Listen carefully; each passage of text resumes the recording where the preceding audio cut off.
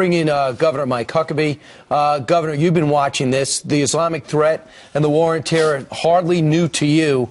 What is different today about these other incidents that we've been witnessing of late?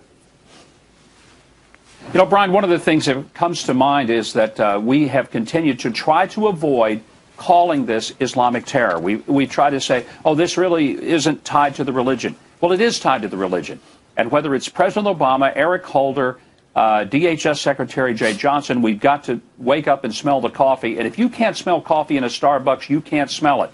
And at some point, we're going to have to recognize that this is not a criminal action. This is a terrorist war against all people who love freedom, freedom of speech. And what we're seeing in Paris could well be seen in American cities. And in fact, it has been. Fort Hood. And I'm wondering if when Eric Holder goes to Paris this weekend, is he going to try to convince them that what happened at Charlie Hebdo was actually a workplace violence incident and not an act of terror? Well, it's interesting. It's interesting Americans you say are going that. to have to come to grips with. You know, so the French Minister of the Interior called this meeting a conference in response to the attacks at Charlie Hebdo. Meeting is going to obviously address all the events, including today's, and we're hoping that this hostage makes it out alive. Our prayers are with that person's family and all those that have been lost. What do you think about Eric Holder's meeting in general and the position of this administration, particularly President Obama's stance? Well, it's disappointing to think that he's going to go and try to represent the position of the United States. And let me explain why. The reason that President Obama and Eric Holder have continued to say, let's not associate this with Islam, is because they say, we don't want to create attacks on American Muslims. Nobody does. Nobody wants that. And guess what? It isn't happening. Of the 1,223 religious hate crimes reported by the FBI in 2013, only 13.7% were directed toward Muslims. 60% of the religious hate crimes were directed toward Jews. We don't have a problem in the United States of going out and beating up Muslims because we're mad at Islam. That is just not happening. And so that is, it's a canard. Sure. Governor, think about this. Think about the fact that you have these gunmen holed up, and there's been a 3-day manhunt after the brutal carnage, and most of which was caught on tape. Now we have the still shots of what happened inside.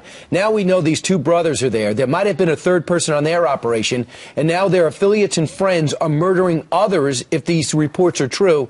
Think about the terror that's spreading with a handful of guys throughout a country with such history as France. The real tragedy is that while the horror of the 12 people being murdered and the potential of a hostage being killed is absolutely horrible, let's not forget that the real ultimate goal of these terrorists is not to kill a handful of people. They could kill a lot more people if they wanted to. They need to kill enough people so as to change the behavior of freedom-loving people. And they're already doing that.